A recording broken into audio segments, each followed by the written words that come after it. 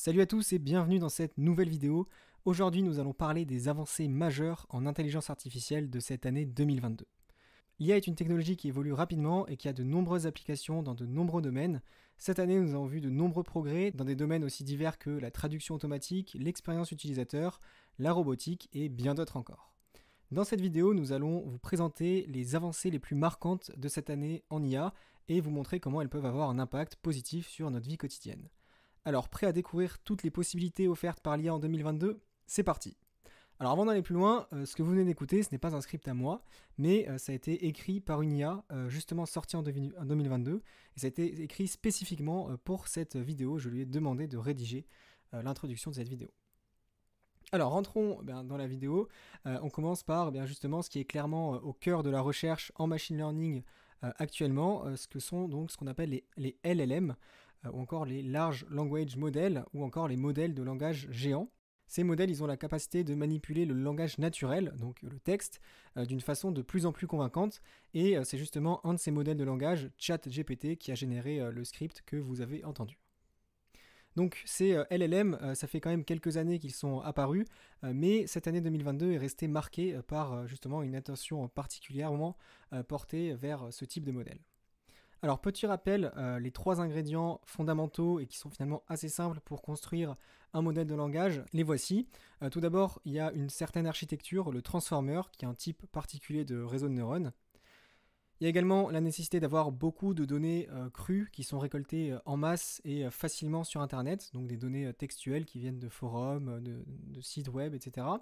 Et enfin, qui dit beaucoup de données, dit aussi beaucoup de puissance de calcul pour entraîner les réseaux de neurones. Et donc cet entraînement, comment est-ce qu'il se fait ?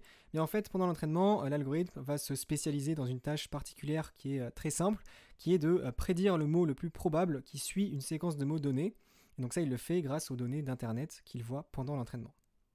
Et donc finalement, une fois cet entraînement fait, on peut laisser le LLM générer des textes entiers, étant donné que, à partir d'une séquence de mots, le modèle peut générer le mot suivant. Et bien, si on lui redonne la séquence de mots plus le mot qu'il vient de générer, il peut continuer la génération, ainsi de suite. Voilà, globalement c'est tout. Sur le principe, un LLM c'est essentiellement ça, un générateur de texte. Et donc au début de cette année 2022, on avait déjà des LLM majeurs, avec notamment donc GPT-3 d'OpenAI, qui possède 175 milliards de paramètres, donc c'est le plus connu. Mais également on avait MTNLP de Nvidia, qui lui possède même 530 milliards de paramètres. Alors pourquoi ces tailles-là qui sont vraiment gigantesques ? En fait, au cours de ces dernières années, une des découvertes importantes justement au sujet de ces modèles de langage géants, c'est que en fait, augmenter leur nombre de paramètres permet d'augmenter également leur performance de l'algorithme. Il ne semble pas forcément y avoir de plateau. C'est pour ça qu'on se retrouve avec des modèles vraiment gigantesques. Alors en fait, c'est en partie vrai. Notamment, on le voit avec le modèle MTNLG qui n'est pas forcément bien meilleur que GPT-3. Il y a d'autres facteurs que la taille du modèle qui entrent en compte, avec notamment la qualité du corpus d'entraînement. Et donc, cette année 2022 a vu l'arrivée de nouveaux langages de modèles qui ont pour certains d'entre eux la particularité d'être open source, c'est-à-dire qu'on peut soi-même télécharger le modèle une fois entraîné, ce qui n'est pas le cas de GPT-3 par exemple, qui est accessible que via une API qui est payante et opaque. Les deux gros modèles open source de cette année se sont calés sur GPT-3 en termes de paramètres, donc ils sont tous deux à 175 milliards de paramètres, et il s'agit donc d'OPT, de Meta et de Bloom, qui lui a été fondé par une communauté de chercheurs, et le modèle Bloom a été entraîné en France sur la machine Jean Zay du CNRS. Alors, une des autres avancées concernant les LLM cette année, ça a été le perfectionnement de ceux-ci afin de les intégrer dans des cadres bien précis. Cela a commencé notamment en janvier chez OpenAI avec InstructGPT, puis le fameux ChatGPT en décembre, qui sont des versions en fait fine-tunées de GPT-3 qui sont spécialisées dans le dialogue avec l'humain. Donc ce fine-tuning, assez rapidement, il a été fait par apprentissage par renforcement. En fait, on a demandé à des humains de juger différentes sorties de GPT-3 pour que ce dernier s'aligne sur les préférences des humains. Donc le modèle génère un texte et reçoit une récompense, c'est le principe de l'apprentissage par renforcement. Et cette récompense, elle traduit en fait si l'humain apprécie ou pas la réponse, le texte généré par le modèle. Donc cette prouesse, qui n'a été faite qu'avec très peu de données comparée à l'immense corpus qu'a vu GPT-3 pendant son entraînement principal, eh bien, cette prouesse, elle montre que finalement, les LLM sont plus puissants qu'ils en ont l'air une fois leur premier entraînement fait. Ils sont capables de modifier considérablement leur comportement pour accomplir une certaine tâche. Donc ça, c'est assez intéressant. Alors vous avez sûrement vu beaucoup d'exemples de textes générés par ChatGPT, hein, l'introduction de cette vidéo en fait partie, et vraiment nombre de ces exemples sont impressionnants. Alors voici juste un exemple que j'ai trouvé assez intéressant. On demande à ChatGPT d'écrire une fonction donc, qui calcule l'aire d'un polyèdre, et de commenter cette fonction, commenter ce code à la manière dont Donald Trump le ferait, et ça marche assez bien comme on le voit. Donc là aussi on voit que ChatGPT est capable en plus d'écrire du code, non pas forcément juste parler anglais ou français. Et donc ce qui est intéressant avec cet exemple, c'est que c'est notamment ce dernier commentaire, puisqu'en fait la parole de Donald Trump est en lien direct avec le code qui est commenté. Il n'y a pas juste une juxtaposition séparée des phrases cultes de Donald Trump avec le code de la fonction Python. On voit que les deux sont mixés d'une manière assez pertinente. Et si vous voulez, vous pouvez aller lui parler gratuitement, vous verrez, vous n'en serez que surpris. Pour conclure cette partie sur les modèles de langage, on a vu également en fin d'année 2 applications dans des domaines un peu plus concrets. Premièrement, par Meta, ça a été donc le modèle de langage Galactica, qui lui a été entraîné spécifiquement sur des articles et des papiers scientifiques. Donc au final, ce modèle, il est doté d'une grande connaissance scientifique, ainsi que de quelques capacités de raisonnement, puisque il a été amené à avoir des milliers de ressources scientifiques. Une autre application, toujours par Meta, ça a été donc l'algorithme Cicero, qui est un algorithme qui a été entraîné en fait à jouer au jeu Diplomatie, qui est un jeu de stratégie où plusieurs personnes incarnent des pays et doivent forger des alliances pour se développer. Et la particularité de ce jeu, c'est que les interactions entre les joueurs, elles se font de manière textuelle, et c'est justement là qu'intervient le modèle de langage au cœur de l'algorithme Cicero. Et finalement, les performances de cet agent sont assez intéressantes, puisqu'il a été lâché donc, au sein de joueurs humains dans le jeu pendant différentes compétitions, et en moyenne il a été classé dans le top 10 des meilleurs joueurs. Donc pour ce genre de jeu-là, où il y a des alliances à faire, sur le plan textuel, c'est quand même une avancée majeure. Donc pour conclure cet arc sur les modèles de langage géants en 2022, on voit qu'on essaie encore de les apprivoiser en quelque sorte, de mieux les comprendre. En fait, ils ont appris beaucoup de choses sur un corpus de données énorme, mais on ne sait pas bien comment ils ont appris ces choses-là et pourquoi dans certaines situations ils restituent certaines choses d'une telle manière et pas d'une autre manière. Comment est-ce qu'on peut orienter cela? Voilà, donc en fait on essaie actuellement de répondre à ce genre de questions.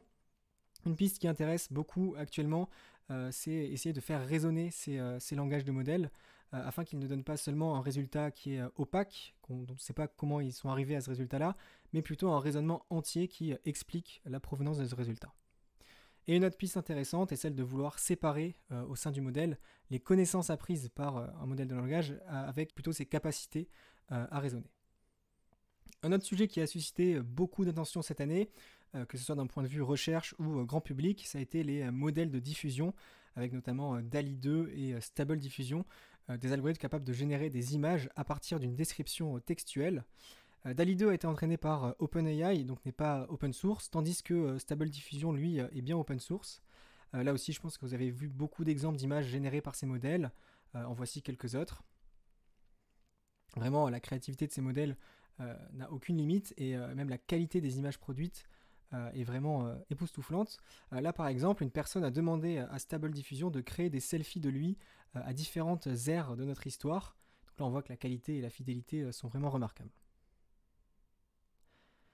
Et enfin, on va s'attarder sur la partie apprentissage par renforcement, donc Reinforcement Learning, ou bien RL, où on peut finalement souligner l'apparition d'une nouvelle tendance qui est en fait liée au modèle de langage géant. Vraiment, ces modèles de langage géants sont vraiment partout.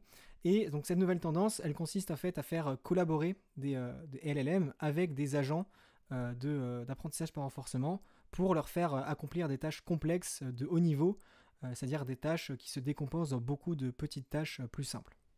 Et c'est notamment le sujet du système Seikan, donc qui est sorti cette année. Le fil rouge qui sert d'exemple dans la publication, c'est une instruction générale. Par exemple, j'ai renversé ma boisson, que faire? Donc ça, c'est la tâche complexe. Et le système va pouvoir la décomposer en plusieurs petites tâches qu'il sait exécuter donc individuellement. Et c'est justement cette décomposition qui va être possible grâce à la fois au LLM et à la fois à l'agent d'apprentissage par renforcement. D'un côté, on va avoir le LLM qui va permettre en fait de comprendre la tâche à effectuer et de la décomposer donc en tâches plus simples. Donc ça, c'est la partie SEI du système, donc la partie en fait qui donne les idées, qui dit quoi faire. Donc concrètement, en fait, on connaît toutes les tâches simples que le robot peut effectuer et le LLM va, en injectant ses connaissances, va noter chacune de ces tâches simples.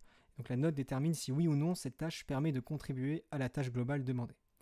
Et donc d'autre part, on a l'agent d'apprentissage par renforcement qui va juger chacune de ces tâches, mais cette fois-ci d'un point de vue pratique, c'est-à-dire est-ce qu'elles sont possibles à réaliser dans l'état actuel du robot et de l'environnement. Donc ça, c'est la partie CAN du système, est-ce qu'on peut le faire. Donc par exemple, faire la tâche déposer l'éponge n'est pas possible si l'agent ne possède pas d'éponge sur lui. Donc en fait, on se sert des connaissances générales apprises par un modèle de langage géant, d'une part, et d'autre part, on vient confronter ces connaissances avec une composante plus pratique qui est incarnée par l'agent, qui lui connaît bien son environnement et ses capacités, mais voilà, qui n'a pas de connaissances générales sur la tâche à effectuer. Donc finalement, on va combiner ces deux notations pour bien sélectionner la tâche élémentaire qui est celle qui obtient la meilleure note globale vis-à-vis du LLM et de l'agent. Donc c'est encore assez abstrait, les exemples sont encore limités, mais on sent que c'est une tendance qui peut se développer dans les mois et années à venir. Finalement, pour terminer avec l'aspect reinforcement learning, on observe également une autre tendance qui ne fait pas intervenir les LLM, mais qui s'inspire grandement de la façon dont on les a entraînés. Et notamment, donc, on retrouve au cœur de cette tendance les publications de VPT et de RT1, le Robotic Transformer 1. Alors l'idée, on l'a vu avec l'LLM, c'est d'entraîner de gros modèles à faire une tâche de langage naturel très simple, donc prédire le mot qui suit une séquence de mots donnée. Donc cet entraînement, il est fait sur un corpus de données massif récolté sur Internet. Et donc l'idée, l'espoir, c'est qu'une fois que le modèle sait faire cette tâche très simple, il aura gagné beaucoup de connaissances sur comment est articulé le langage humain. Et bien avec VPT et RT1, l'idée est globalement la même. On va entraîner un gros modèle avec des données crues d'Internet, et cet entraînement, il consiste à prédire l'action qui suit une séquence d'actions données. Donc c'est vraiment la transposition de ce qu'on fait avec les LLM, cette fois-ci donc pas pour le langage naturel, mais dans le cadre robotique, apprentissage par renforcement. Alors par exemple, avec VPT d'OpenAI, donc j'ai fait une vidéo plus détaillée là-dessus, OpenAI a récolté des milliers d'heures de personnes jouant à Minecraft sur YouTube, donc des milliers d'heures en fait, des captures vidéo de personnes qui jouent à Minecraft, et cela a permis d'entraîner le modèle VPT qui, après quelques étapes de perfectionnement, est capable de jouer à Minecraft d'une façon assez remarquable, avec des performances qu'on n'avait encore jamais vues jusqu'alors. Et l'idée derrière RT1 est globalement la même, cependant lui il prend en entrée également une description de l'action, une description textuelle de l'action qui est effectuée, donc c'est un petit peu différent, mais l'idée globale reste la même. Et à noter que ces modèles utilisent l'architecture des transformers, le type de reason qui s'applique vraiment partout maintenant. Donc cela conclut la partie RL et agent au sein d'un environnement de cette vidéo.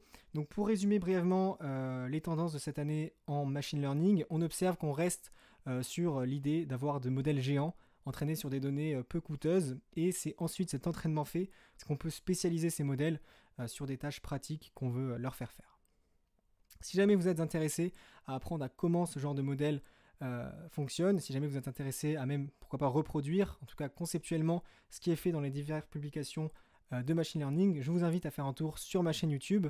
Il y a déjà un cours spécialisé dans l'apprentissage par renforcement, et actuellement je publie un cours sur l'apprentissage supervisé, notamment l'entraînement des réseaux de neurones.